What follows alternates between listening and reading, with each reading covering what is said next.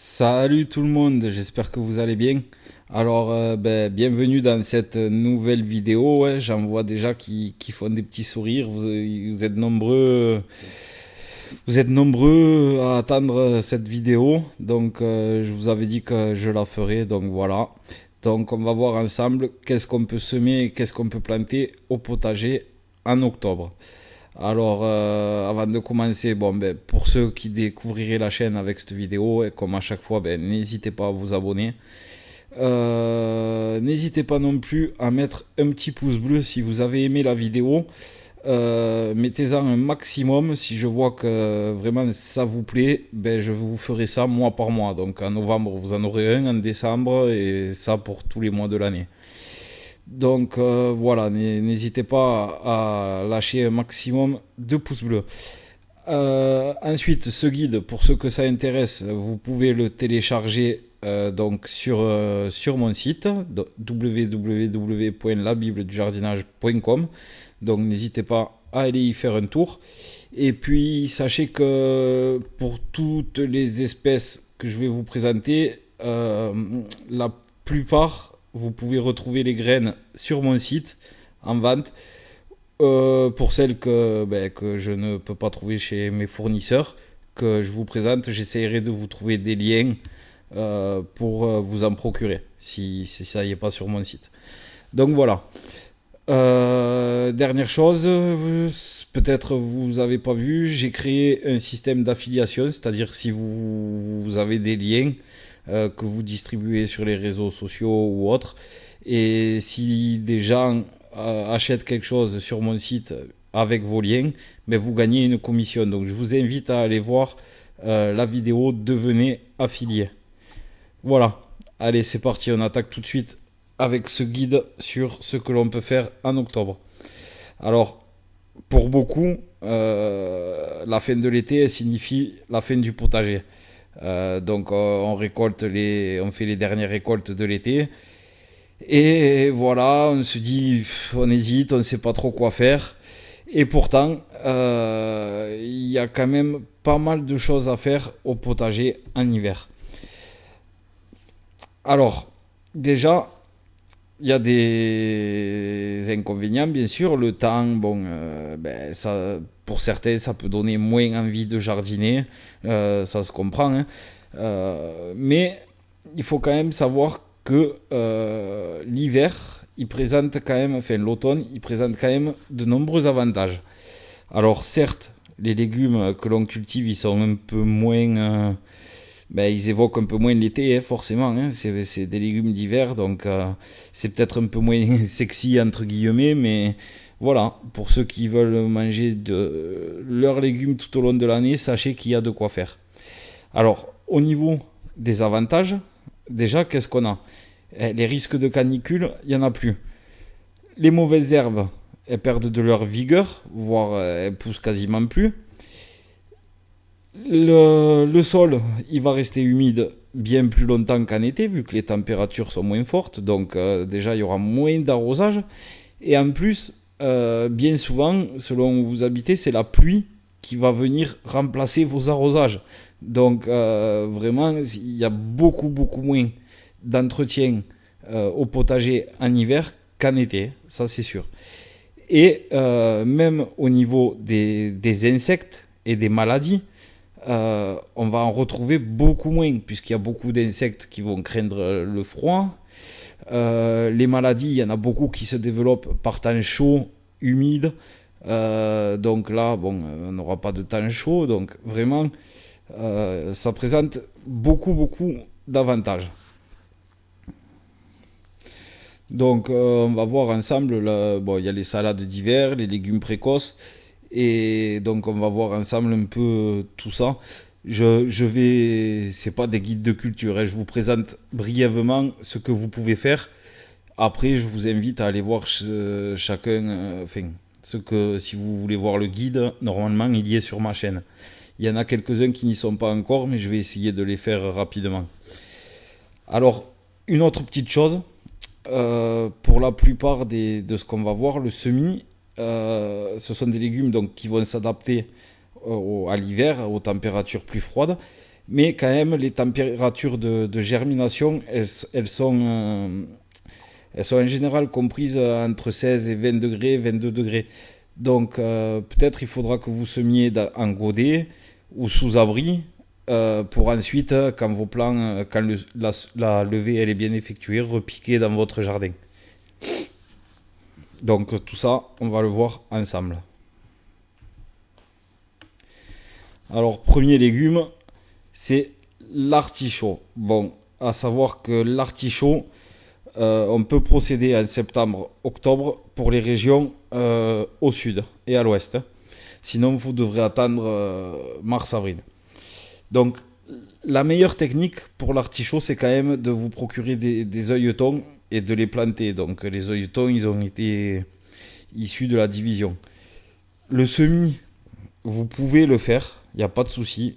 Mais sachez que c'est assez capricieux, le semis d'artichaut, et qu'en général, ça donne de moins bons résultats que la plantation d'œilletons. Donc, si jamais vous voulez quand même procéder à un semis, faut que la température elle soit comprise entre 20 et 24 degrés. Et la levée, elle va prendre à cette température-là entre 8 et 15 jours environ. Donc, on voit bien 20-24 degrés, on ne va pas semer directement en pleine terre.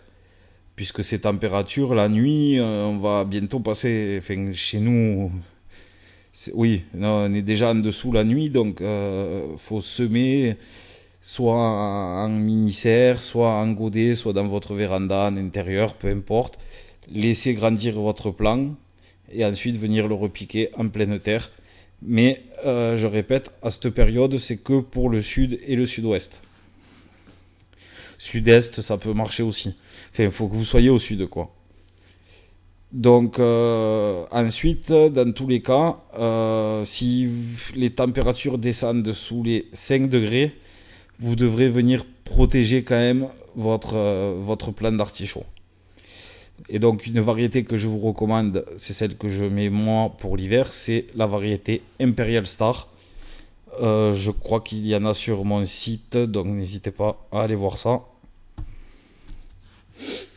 Ensuite, la bardane. Alors ça, c'est une plante je connaissais pas. J'ai découvert en faisant le guide. J'ai fait des recherches et c'est en faisant le guide que j'ai découvert.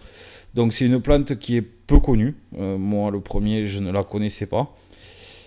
En cuisine, ces feuilles, elles sont utilisées crues en salade ou alors cuites à la façon des épinards.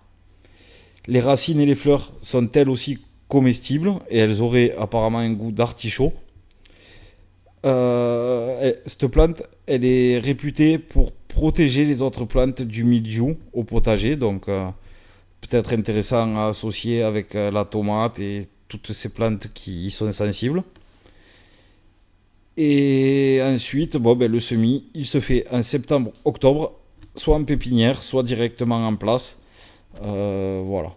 Donc, plante qui a l'air assez intéressante, hein, si on a de la place, parce que c'est vrai qu'il y a autre chose à faire en priorité, je pense, mais si vous avez un peu de place, pourquoi pas. Ensuite, les brocolis, bien sûr. Donc, pour les brocolis, à cette période, on va choisir de préférence des variétés de printemps.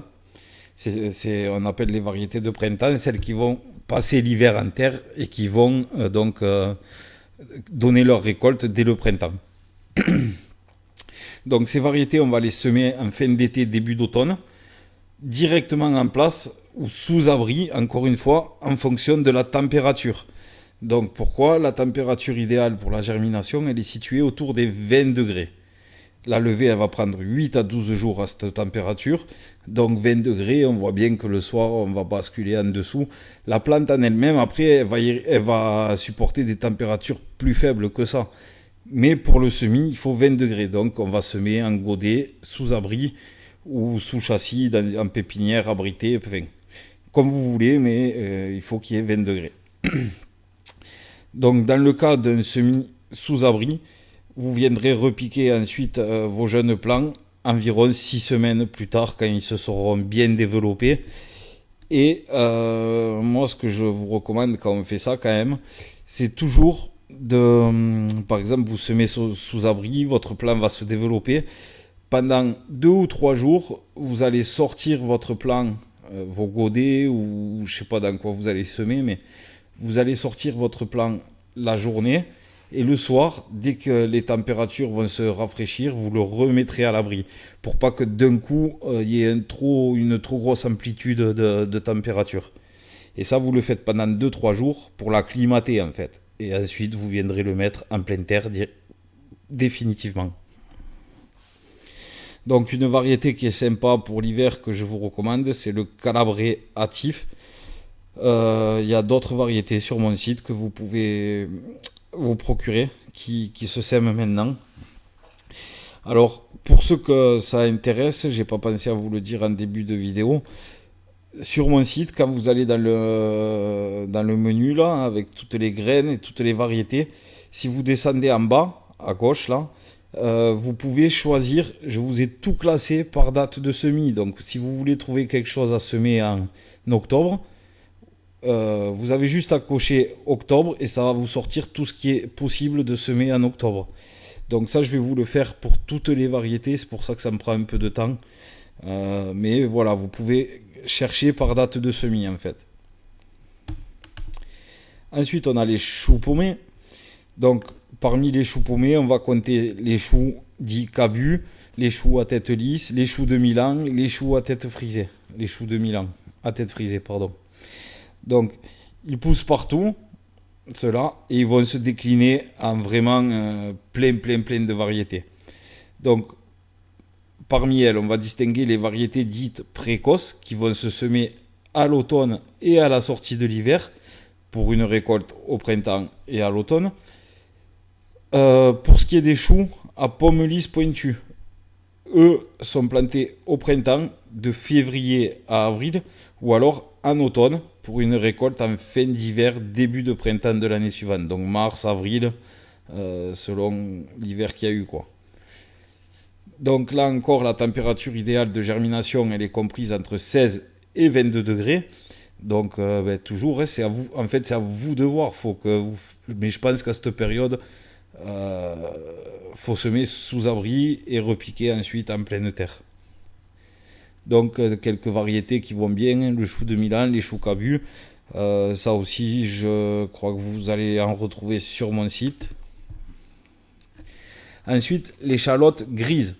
J'ai bien dit grise. C'est l'une des premières variétés à avoir été cultivée en France. Alors, l'échalote grise, elle va se caractériser par un long bulbe arqué, comme on peut voir sur la photo. Il fait une courbe avec une robe épaisse et la chair à l'intérieur, elle sera rose violacée. Alors, c'est une échalote qui a un goût bien prononcé et que vous pourrez conserver pendant environ 6 mois. C'est pas une conservation énorme, mais voilà. Donc la plantation, elle va se faire à l'automne. Donc pour l'échalote, il faut vous procurer des cailleux, des bulbes, quoi, des petits bulbes. J'essaierai de vous trouver, ça je n'en ai pas, je crois. J'essaierai de vous trouver des liens pour vous en procurer. Donc parce que vous ne trouverez pas de graines, hein, l'échalote grise, elle fleurit pas. Donc voilà, il vous faudra des bulbes. Et par exemple, l'échalote grise par excellence, c'est la variété griselle. Ensuite, il y a l'épinard. L'épinard, hein, forcément. Alors l'épinard, c'était un légume que je pensais ne pas aimer. Quand j'étais petit, les trucs d'épinards en conserve, etc. Bon, ça m'avait marqué, mal marqué, on va dire. Et j'ai voulu essayer d'en cultiver. Et franchement, je pensais ne pas aimer. Et c'est très bon. Donc, des fois, les a priori, de toute façon, quand on fait un légume dans son jardin, il n'a jamais la même saveur que même si on l'achète frais au magasin, parce que d'une, c'est vous qui l'avez fait, vous y avez mis du temps, vous le trouverez forcément meilleur, et il sera meilleur que ce que vous pouvez acheter au magasin. Donc l'épinard, on va le planter en situation ombragée l'été, et par contre, pour une culture en automne et en hiver, on le mettra en situation un peu plus ensoleillée. Donc on va lui choisir un endroit frais au jardin, en sachant qu'il va supporter des températures jusqu'à moins 10 degrés, voire moins 15 selon les variétés. Donc vraiment résistant au froid. Donc ensuite, moi ce que je vous recommande, c'est d'échelonner les semis pour étaler les récoltes. Que vous ne vous retrouviez pas avec 20 plants à ramasser d'un coup, il n'y a pas d'intérêt, même si l'épinard il se conserve, il se congèle. Hein. Vous pourrez le congeler sans souci en le faisant blanchir avant. Donc le semis, il va se faire à partir de février jusqu'à la mi-mai pour les récoltes printanières et estivales, pardon, et de mi-août jusqu'à novembre pour une récolte automnale et hivernale. Donc parmi les variétés, voilà, la variété d'hiver par excellence, c'est la variété géant d'hiver. Hein. C'est même franchement, elle est bien. C'est celle que j'avais fait, elle est très très bien.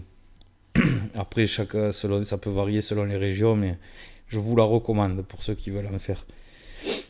Donc, ça aussi, je crois que vous en avez sur mon site.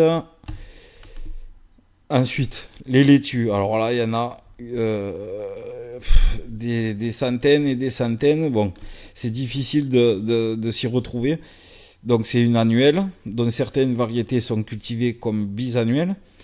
La laitue, on va la planter de février à décembre, en fonction des variétés et du mode de culture.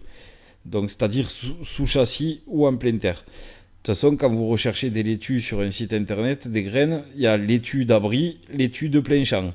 Donc voilà, ça veut clairement dire, voilà, si c'est une laitue d'abri, il faudra venir la cultiver sous abri. Une laitue de plein champ, elle se cultivera en pleine terre. Après, il y en a qui se cultivent l'été, qui sont plus appropriés, et d'autres qui sont l'hiver. Donc c'est difficile de s'y retrouver. Donc je vous ai mis quelques variétés, mais il y en a plein d'autres que vous pouvez faire en hiver. Donc vous avez la laitue à couper, frisée d'Amérique. Donc celle-là, on récolte le feuillage, le pourtour au fur et à mesure. On ne la récolte pas d'un coup. Vous avez tout ce qui est Batavia de plein champ. Il y en a plein dans cette catégorie. Il y a les laitues feuilles de chêne. Donc généralement, cela c'est sous abri. Vous avez les sucrines plein champ, la variété Apia qui est plutôt pas mal. Donc tout ça, n'hésitez pas encore, je le répète, vous allez sur mon site, vous cliquez sur mois de septembre ou octobre plutôt, puisqu'on va passer en octobre, et vous verrez tout ce qu'il est possible de semer. Je vous ai tout classé. En général, vous avez un petit guide dans les descriptions, donc n'hésitez pas à les voir. Ensuite, la mâche. Alors ça, c'est la salade d'hiver par excellence. Elle va se semer de juillet à octobre sur une terre compacte. Donc vous n'avez même pas besoin de travailler votre terre. Vous faites juste un léger griffage superficiel avant le semis et ça suffira. Vous pouvez également la cultiver en pot ou en jardinière et vous pouvez même la cultiver en intérieur toute l'année. Donc voilà. Toute l'année, en été, il faudra être vigilant, même en hiver, il faut quand même pulvériser un peu le feuillage, créer une humidité. Sinon, avec l'air sec dans les maisons et les appartements, c'est ça qui rend compliqué les cultures en intérieur. Mais je vous expliquerai, je ferai une vidéo sur ça bientôt. Vous mettez sous votre pot une coupelle avec des billes d'argile et vous remplissez la coupelle d'eau. Vous mettez dans votre pot des billes d'argile aussi au fond, vous plantez. Et en fait, il faut toujours laisser de l'eau dans la coupelle, comme ça. En s'évaporant, ça va créer une humidité autour de votre plant. Et donc, il y aura de bonnes conditions pour qu'il se développe. Donc, parmi les mâches d'hiver les plus connues, il y a la verte de Cambrai, la mâche vite et la mâche verte à cœur plein. Ensuite, il y a les oignons. Alors, les oignons aussi, il y en a plein. Alors, on ne sait pas trop lesquels mettre. Alors, il va falloir, c'est primordial, il va falloir bien choisir sa variété en fonction du lieu et de la date où vous souhaitez planter. Donc, l'oignon, il est très facile à cultiver, mais en fait, la réussite, elle va dépendre, c'est ce que je vous ai écrit, des conditions climatiques et des dates de semis. Donc parmi les variétés que vous pouvez planter en hiver, Chez les oignons jaunes, vous avez l'oignon Texas Grano. Vous avez l'oignon ciboule. Je vous ai fait un guide sur la ciboule il n'y a pas longtemps. Donc c'est une tige où le bulbe se développe très très peu. En fait, ça va ressembler quasiment presque à un poireau, quoi, hein, j'ai envie de dire. Et vous viendrez manger le fût et même les feuilles se consomment et ça a un goût d'oignon. Donc là, il y a la variété Parade qui s'adapte très bien à l'hiver. Et chez les oignons rouges, vous avez la variété Red Tropea. Un oignon rouge, il n'y en a pas des masses qui se cultivent en hiver, par contre. Ensuite, vous avez les petits pois. Alors là, c'est un peu comme l'artichaut, hein. Pour les régions aux hivers peu rigoureux, c'est-à-dire le sud, vous allez pouvoir semer en octobre. D'octobre à janvier. Et par contre, ailleurs, ben, vous devrez attendre février ou mai. À part que vous ayez des serres, hein, des petites serres de jardin là, de 9 mètres carrés, 12 mètres carrés. Vous pouvez en faire si vous avez ça. Je vous mettrai des liens si ça vous intéresse pour des petites serres comme ça. Moi j'en ai acheté. Après, à savoir que c'est pas cher, c'est efficace par rapport au prix, c'est bien ce qu'on peut faire. À savoir que le vent, au-delà de 70 km/h, si c'est exposé, n'en mettez pas parce que ça va péter de tous les côtés. Mais je vous mettrai les liens si vous voulez aller les regarder. Donc, parmi les variétés, bon, ben, il y a les poanins à écossais, le douce Provence, le merveille de Kelvedon, qui est très bon, celui-là, il s'adaptera assez bien au froid. Ensuite, vous avez les poanins à graines lisses, du style la variété Progress 9, et les pois mange-tout, variété Norly. Mange-tout, c'est vous allez manger la cosse là, hein. Tout se mange en fait. Voilà. Bon, ensuite, il y a les radis que vous allez pouvoir cultiver soit en pleine terre, soit en jardinière dans du terreau, même en intérieur devant une fenêtre. Vous mettez une jardinière devant une fenêtre. Alors, choisissez, si vous cultivez en jardinière, choisissez des variétés rondes ou alors demi-longues, mais ne mettez pas des gros radis, à part que vous ayez des grosses jardinières, quoi. Donc le radis, il va se semer de février à octobre, selon les variétés et le mode de culture, sous châssis ou en pleine terre, hein, comme les laitues. Donc parmi les variétés que vous pouvez semer, il y a les radis de 18 jours, la variété flamboyant 2, les noirs longs d'hiver, les noirs gros ronds d'hiver et les ronds blancs pearl. Donc voilà, ce sont des variétés, il y en a d'autres, hein, c'est des listes, c'est non exhaustif, hein. Mais voilà, je vous donne quelques exemples à chaque fois. Ensuite, le réfort. Alors ça, j'en ai mis il y a 2 ans et j'ai voulu voir si c'était vrai ce qu'on dit et c'est véridique. C'est une plante vivace, donc ça a un goût de moutarde, hein. C'est épicé quoi, enfin c'est piquant. C'est la racine qu'on va venir consommer que vous voyez là. Cette racine nettoyée, râpée et ça viendra faire comme de la moutarde. Alors sachez que celle-là, je pense que même si vous habitez en haut de l'Himalaya, il tiendra le coup. Alors, faut bien réfléchir. Ne le mettez pas à l'endroit où vous allez mettre les tomates et tout. Prenez un coin du jardin, même à l'ombre. Ne vous inquiétez pas, même à l'ombre, et vous le plantez là. Mais sachez qu'une fois que vous l'avez planté, vous ne pourrez plus l'éradiquer. Donc, il va rester vers là où vous l'avez planté. Il ne va pas trop s'étaler, hein, mais vous ne pourrez plus l'arrêter. Il en ressortira toujours. Parce qu'en fait, je pense que c'est le système racinaire, la moindre petite racine restant dans le sol, ça doit refaire pousser un plant. Et j'ai voulu essayer, et c'est véridique, ça ressort sans arrêt. Donc, on dit de le planter au soleil, dans un sol frais, profond, riche en humus, léger et bien ameubli. Dans le midi, il va se plaire à la mi-ombre, mais franchement, moi je l'ai à l'ombre et ça pousse. ça pousse, voilà. Alors c'est vrai que peut-être au soleil, la racine va mieux se développer, mais à l'ombre, enfin je suis dans le sud aussi, mais ça pousse. Voilà.